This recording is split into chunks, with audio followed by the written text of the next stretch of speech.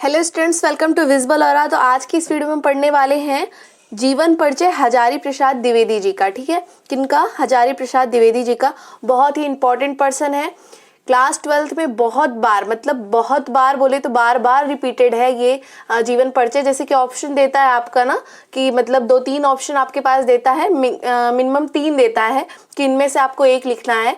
तो उसमें उन ऑप्शंस में ज़्यादातर बार हजारी प्रसाद द्विवेदी जी का जीवन परिचय आपको लिखने को दे देता है। तो इसलिए ये टॉपिक बहुत ज़्यादा ज़रूरी है। इस वीडियो को लास्ट तक ध्यान से देखिएगा। तो स्टार्ट करते हैं डॉक्टर आचार्य हजारी प्रसाद द्विवेदी जी का जीवन परिचय। तो अगर इनके उपनाम की बात करें तो वही है आचार्य हजारी प्रसाद द्विवेदी। और अगर इनके मूल नाम की बात करें यानी कि बचपन का नाम, तो बचपन का नाम इनका था बैजनाथ द्विवेदी, जो कि इनके पिताजी ने इनका नाम रखा था। ठीक है, इसके साथ साथ हम बताते हैं कि इनका जन्म कब हुआ था। 19 अगस्त 1907 में बलिया उत्तर प्रदेश में, मतलब बिहार के साइड पे कहीं हुआ था, यूपी में ही, लेकिन बिहार में नहीं यूपी में ही हुआ था, उधर के साइड ही बलिया में। और मृत्यु उनकी हुई थी 19 मई 1979 दिल्ली उत्तर प्रदेश। ठीक है, तो बर्थ डेट और जो इनकी मृत्यु का दिवस है वो दोनों ही एक है, अगस्त 19 तारीख, लेकिन अगस्त और मई का अंतर है। और 1907 और 1969 ज़्यादा डिफिकल्ट नहीं है इनका याद करना। एक बार ध्यान से देखे रहोगे तो याद रहेगा कि हाँ, भूलेगा नहीं। जैसे कुछ लोगों का होता है कि मृत्यु कब हुई और जन्म क्या हुआ, बच्चे बहुत सारा याद करने के चक्कर में भूल जाते हैं। इनके साथ ऐसा नहीं होगा, इंपॉर्टेंट है इसलिए याद कीजिएगा। पिता का नाम था पंडित अनमोल द्विवेदी। क्या था? पंडित अनमोल द्विवेदी। और साथ ही माता का नाम ज्योतिषमती था। अगर इनके पुरस्कार की बात करें तो बेटा इनको पद्म भूषण और साहित्य अकादमी के पुरस्कार से नवाजा गया था 1973 में। ठीक है, 1973 में जब ये लखनऊ के उपाध्यक्ष बने थे हिंदी संस्थान यूपी से। तो इस वक्त उनको क्या किया गया था, इस पुरस्कार से सम्मानित किया गया था। और साथ ही इनका जो मूल नाम है हमने बताया बैजनाथ द्विवेदी होगा। थोड़ी सी आवाज़ चेंज लग रही होगी मे बी, क्योंकि बहुत दिनों से आवाज़ का मिजाज थोड़ा बदला हुआ था, अभी काफ़ी हद तक ठीक हो गया है। तो इस वजह से हम आपको बता पा रहे हैं, नहीं तो फिर मेरा वीडियो बनाना बहुत ही मुश्किल हो गया था। चलिए आगे बढ़ते। इसी तरह से याद रहे कि 80 वर्ड ही लिखना है, उससे ज़्यादा नहीं लिखना है, इसलिए ज़्यादा डिटेल नहीं डालेंगे। वैसे तो जानने के लिए बहुत कुछ होता है, लेकिन हमें सारी चीज़ें नहीं बतानी है, मेन पॉइंट पर फोकस करना है।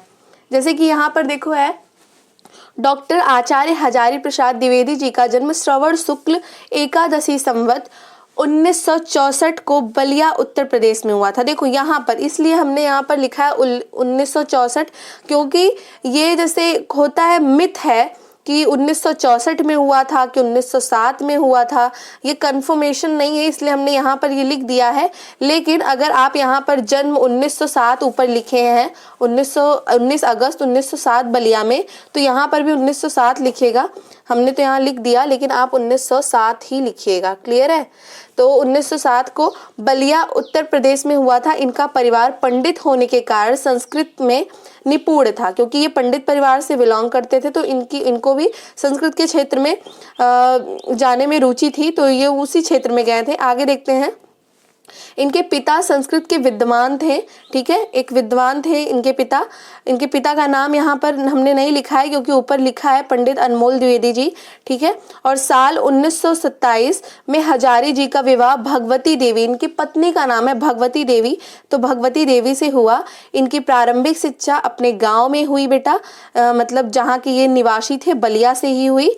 और इनके बारे में वैसे बहुत सारी इन्फॉर्मेशन है कि इसके बाद इन्होंने 1920 में बसरिकापुर के मध्यम विद्यालय में प्रथम श्रेणी से प्राप्त हुए, और फिर इन्होंने पराशर ब्रह्मचर्य आश्रम से संस्कृत का अध्ययन शुरू किया। साल 1923 में प्रवेश मतलब किया कहाँ पर, या इस विद्यालय में, इस आश्रम में। तो आपको ये सारी इतनी ज़्यादा इन्फॉर्मेशन नहीं देनी है, आपको सिर्फ बतानी है कि इनकी प्रारंभिक शिक्षा इनके गांव से हुई थी। ठीक है, जहाँ से ये पैदा हुए थे। और उसके बाद आप बताइएगा इनकी उच्चतम शिक्षा जो है वो काशी हिंदी विश्वविद्यालय, हमने यहाँ लिखा है हिंदू रहेगा बेटा, ये नहीं रहेगा। ठीक है, काशी हिंदू विश्वविद्यालय से पूर्ण की। हजारी जी 1972 में आजीवन उत्तर प्रदेश हिंदी संस्थान लखनऊ के उपाध्यक्ष बने रहे। कब?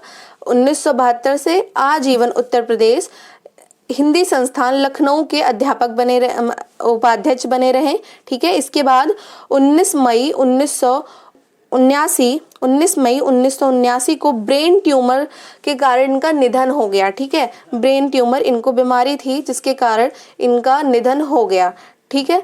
इतनी इन्फॉर्मेशन पर्याप्त है। ये जो बीच का हमने पॉइंट यहाँ पर कट किया है, ध्यान से देखना। इसके बाद उन्होंने 1920 में ये वाला पॉइंट आप कट कर दीजिएगा क्योंकि बहुत ज़्यादा लंबा हो जाएगा। आपके पास सिर्फ है कि आपको 80 वर्ड ही लिखना है, शब्द सीमा दी रहेगी तो आप उसी शब्द सीमा के अंदर रहते हुए ही लिखेंगे। और अगर इनकी प्रमुख कृतियां बताएं तो इनकी प्रमुख कृतियां इस तरह से हैं: सूर साहित्य, बाल भट्ट, कबीर, अशोक के फूल, हिंदी साहित्य की भूमिका, हिंदी साहित्य का आदिकाल।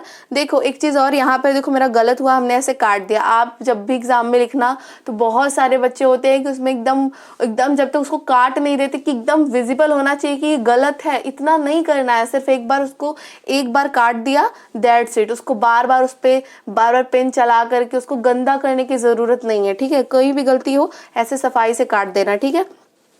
साहित्य देखो यहाँ पर, हिंदी साहित्य का आदिकाल, नाथ संप्रदाय। ठीक है। नाथ संप्रदाय और पृथ्वीराज रासो। ठीक है। तो ये सारे क्या है, इनकी रचनाएं हैं, इनकी प्रमुख कृतियां हैं जो कि आपको याद रखना है क्योंकि ये जो कृतियां हैं इनसे ऑब्जेक्टिव टाइप में पूछता है। तो इनका जो है जितना भी है ये सारा सूर साहित्य, बाल भट्ट, अशोक के फूल, कबीर, ये सारी चीज़ें पूछती हैं आपके ऑब्जेक्टिव टाइप में। तो ये रहा हमारा छोटा सा जीवन परिचय जो कि 80 वर्ड के लिए पर्याप्त है। ठीक है।